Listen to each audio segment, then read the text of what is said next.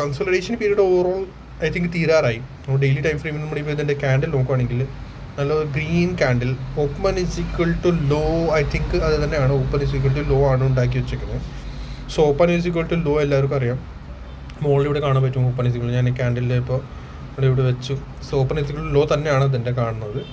So അതൊരു bullish candle തന്നെയാണ്.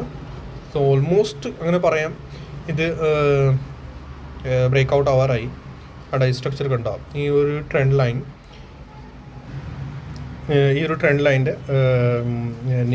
Break out point തന്നെയാണ് നിൽക്കുന്നത്. റെസിസ്റ്റൻസ് ട്രെൻഡ് ലൈനാണ്. പിന്നെ ഇവിടുന്ന് ഈ സപ്പോർട്ട് ട്രെൻഡ് ലൈൻ ഇങ്ങനെ അതും വരുന്നുണ്ട്. സോ ഒരു ചെറിയൊരു എസ്എൽ 1550 ബിലോ ഒരു ചെറിയ എസ്എൽ വെച്ചിട്ട് നമുക്കത് പ്ലേ ചെയ്യാം. റിസ്ക് റിവാർഡ് റേഷ്യോ നല്ലതാണ്.